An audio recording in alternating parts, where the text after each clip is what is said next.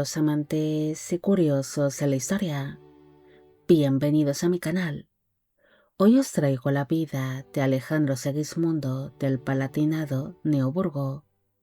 Él fue uno de los numerosos hermanos que tuvieron las famosas reinas Neoburgo, ejerciendo para ellas como espía y mediador en los asuntos de sus respectivas coronas, aunque también sería conocido en su época por el grave episodio de melancolía y comportamientos erráticos que sufrió, siendo considerado como el más inestable de los hermanos Neoburgo. Esta biografía es realizada por petición de Marc Facundo Manuel Mesere, el Magnánimo 1825, Franco Gallo y Andrea Díaz. Alejandro Segismundo de Wittelsbach y de Hesse-Darmstadt nació el 16 de abril de 1663 en la ciudad de Neoburgo del Danubio, en el condado del Palatinado-Neoburgo, en el Sacro Imperio Romano Germánico, actualmente en Alemania. Fue hijo del elector Felipe Guillermo del Palatinado-Neoburgo y de la segunda esposa de este, la electora Isabel Amalia de Hesse-Darmstadt. El matrimonio tuvo 17 hijos en común, siendo Alejandro Segismundo el octavo de sus vástagos. Cuando el niño nació, sus padres aún no eran electores del Palatinado, sino tan solo para entonces condes palatinos. El niño nacería dentro de una familia bastante numerosa.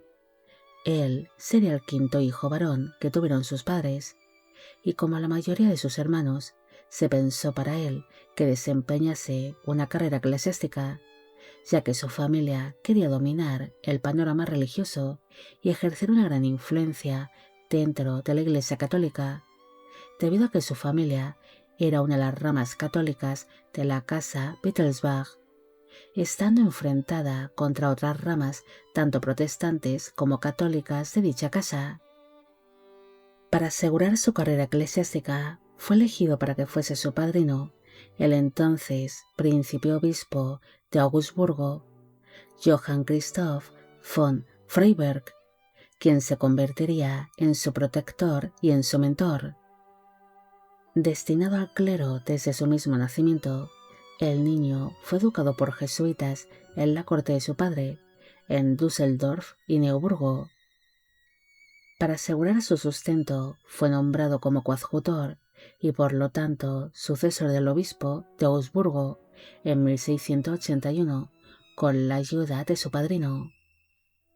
Su nombramiento como príncipe obispo fue comprado por su padre, que sobornó a los canónigos de la catedral para que le eligiesen como tal. Además, aquel cargo le permitía a su familia el controlar parte de las rutas comerciales del sur de Alemania. Alejandro Segismundo no tiene una vocación religiosa profunda. Se dice que prefería la caza, los banquetes y la música antes que las largas liturgias. Antes de asumir oficialmente su cargo como príncipe obispo, permaneció por una larga temporada en tierras italianas, donde sería muy duramente criticado por derrochar grandes sumas de dinero y por entregarse a los placeres de la vida, recibiendo por ello una serie de cartas por parte de su padre, donde éste le regañaba y le recriminaba su comportamiento. En 1688, poco antes de convertirse en obispo, sufrió de un grave accidente de equitación. Aunque sobrevivió, muchos historiadores creen que ese trauma físico pudo haber sido el detonante de sus posteriores problemas de salud mental, o al menos un punto de inflexión que mermó su capacidad física y su ánimo, empujándolo a una vida llena de crisis personales y de comportamientos erráticos, llegando a sufrir de profundos estados depresivos. Él acabaría siendo ordenado como sacerdote en el año 1689 y sucedió a su padrino como príncipe obispo en 1690. Alejandro Segismundo no se sentiría cómodo con su título de obispo, prefiriendo en todo momento de que le tratasen como un príncipe.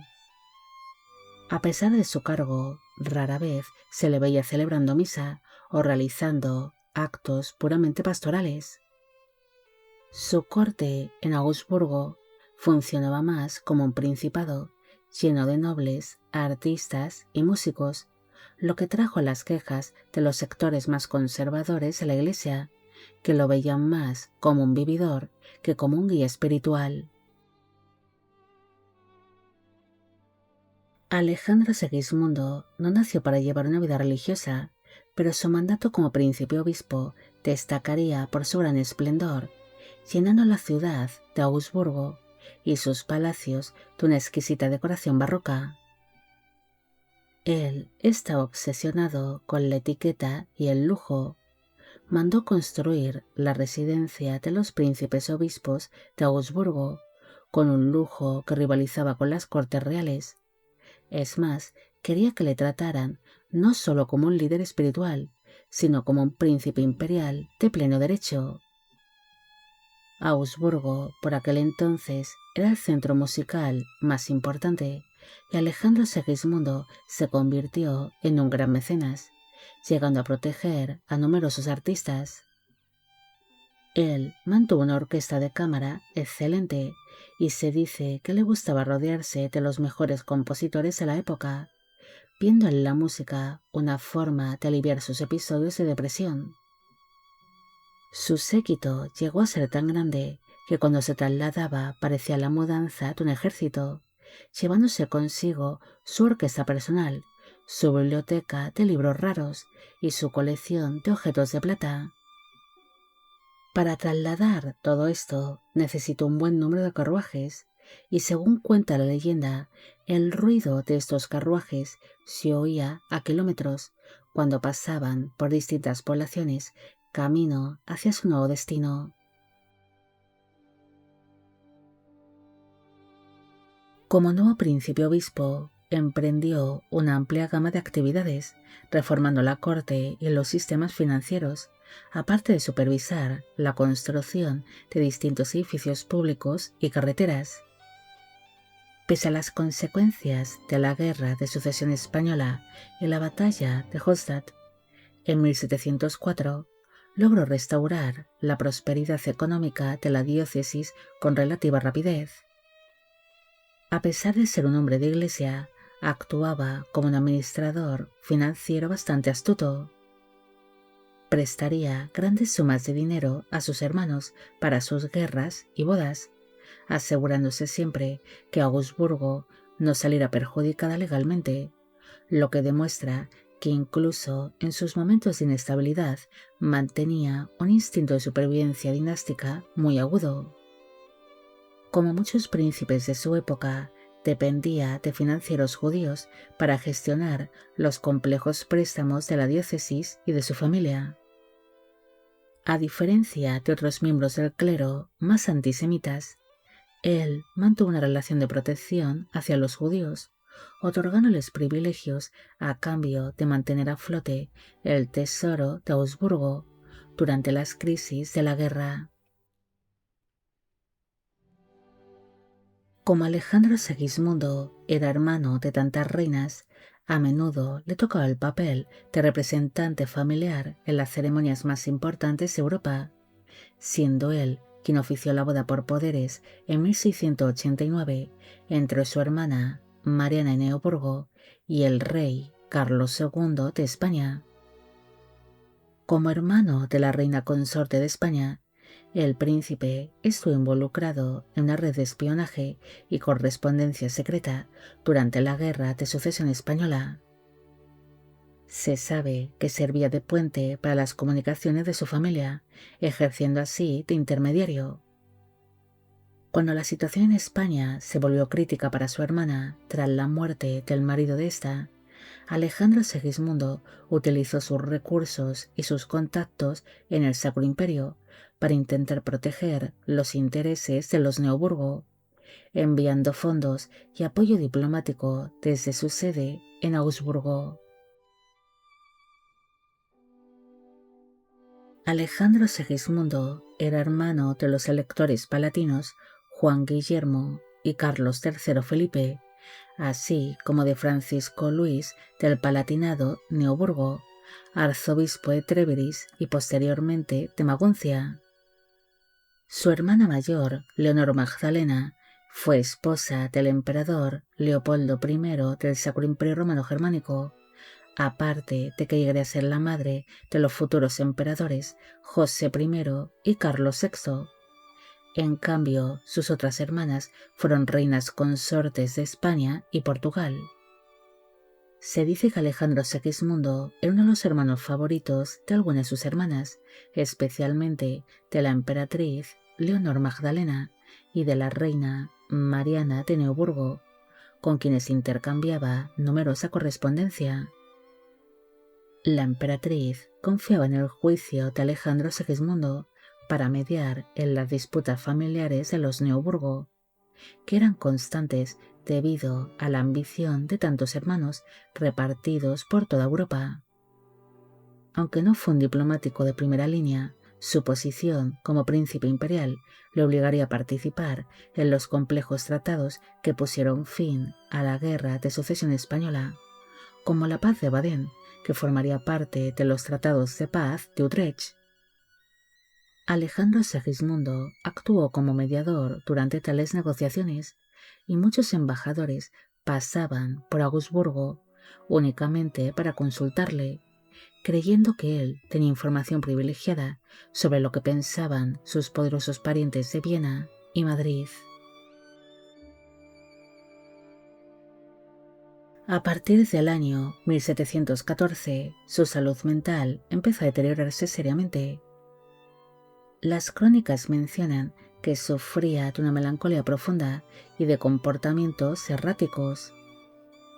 A esto se sumó una larga intriga con el obispo de Constanza, Johann Franz Schwenk von Stauffenberg, quien competía por la coadjutura de Augsburgo. El obispo de Constanza usó la enfermedad como excusa para apartar a Alejandro Segismundo de sus funciones dentro de la Iglesia Católica y ocupar su puesto como príncipe obispo. En 1714, Stauffenberg fue elegido ilegalmente como coadjutor, cargo que posteriormente confirmaron el Papa y el Emperador. Su hermano, el elector Juan Guillermo del Palatinado, también lo felicitaría por su elección, afirmando que era el hombre más capacitado para asumir en algún momento el cargo de príncipe obispo de Augsburgo, ya que conocía perfectamente el estado mental de su hermano. La inestabilidad mental de Alejandro Segismundo llegó a ser tan preocupante que el Papa y el Emperador tuvieron que intervenir al darse cuenta de que el príncipe obispo ya no era capaz de tomar decisiones coherentes, teniendo que ser sustituido temporalmente de sus funciones por otros miembros del clero. En 1718, contra todo pronóstico, Alejandro Segismundo experimentó una notable mejoría. Logró recuperar legalmente sus derechos y volvió a ejercer sus funciones de obispo reformador hasta su muerte. Esto sería un caso excepcional, ya que rara vez las personas consideradas como no aptas para desempeñar sus funciones volvían a recuperar sus cargos, aunque tuvo que pasar 4 años de prueba para ser de nuevo reconocido como persona capacitada para ocupar de nuevo el cargo de príncipe obispo, siendo un reconocimiento entregado por su propio hermano, el nuevo elector Carlos III Felipe, y por el papado. Tras su recuperación milagrosa, su carácter cambió radicalmente. Pasó de ser un príncipe derrochador a un hombre mucho más austero y devoto. En sus últimos años de vida se volvió un gran protector de las órdenes religiosas, especialmente de los jesuitas, aparte de que financió misiones y obras de caridad, siendo vistas estas acciones como una forma de compensar sus excesos de juventud. Incluso tras su mejoría, Alejandro Segismundo mantuvo un carácter complejo y a menudo contradictorio. En sus archivos de Augsburgo Consta que era implacable con la propiedad de sus bosques. A pesar de su imagen melancólica, firmaba decretos muy severos contra los campesinos que cazaban en sus tierras, demostrando que cuando se trataba de su gran pasión por la caza, su carácter se volvía rígido y poco dado a la misericordia. Para calmar su mente, pasaba horas observando a los maestros relojeros de Augsburgo, encontrando un consuelo casi hipnótico en el mecanismo de los relojes y viendo en el orden de los engranajes un alivio para su propio caos interno. Su interés se extendía a la ciencia, con una biblioteca llena de tratados de astronomía, física e instrumentos de precisión, aunque también buscaba escapar de la realidad mediante una sorprendente colección de novelas francesas de entretenimiento. Su fragilidad interna también se manifestaba con hipocondría severa. Vivía extremadamente preocupado por su salud física, gastando fortunas en aguas medicinales y enviando emisarios por toda Europa para conseguir remedios específicos bajo la consulta de los mejores médicos de Viena. Durante sus últimas décadas de vida, Alejandro Segismundo se centró en la cultura de Augsburgo.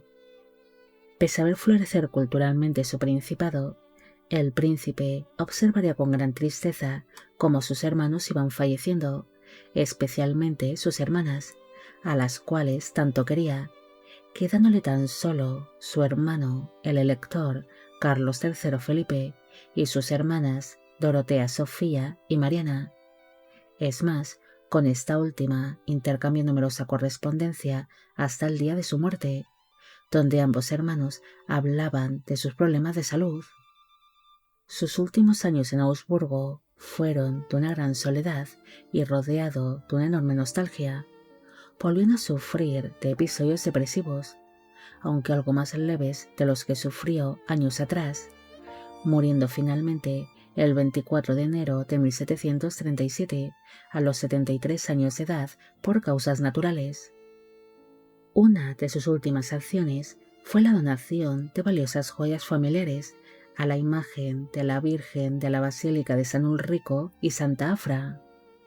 Sus restos mortales descansan en la Catedral de Augsburgo, en Alemania. Alejandro Segismundo fue obligado, como muchos de sus hermanos, a desempeñar una carrera eclesiástica, pese a no tener vocación religiosa, convirtiéndose así en uno de los eclesiásticos más importantes de su tiempo, no solo por su cargo dentro de la Iglesia o por ser uno de los protegidos de la corona imperial, sino por ser el hermano de las famosas reinas Neoburgo, teniendo así conexión directa con distintas casas reales y gobernantes de Europa. Este príncipe es bastante desconocido a día de hoy, pero en su día fue una pieza clave de la geopolítica de la época, convirtiéndose en el mediador y en el hermano espía de sus hermanas, además de que en su día fue bastante conocido por su peculiar comportamiento, especialmente por sus estados depresivos. Bueno amigos, llegamos al final de la vida de Alejandro Segismundo del Palatinado Neoburgo. Espero que os haya gustado esta historia y espero a que a todos los que pedisteis de que hiciese un vídeo sobre él también. Como siempre, agradeceros todo el apoyo que recibe el canal. Mil gracias por ver los vídeos que voy realizando y quisiera agradeceros de corazón el que forméis parte de Biopic Channel. Hoy me gustaría saber qué os ha parecido esta historia y si habéis llegado hasta aquí, me gustaría que dejarais en la cajita de comentarios la palabra espía, demostrando así que sois grandes seguidores del canal. Y con esto me despido. ¡Hasta la próxima!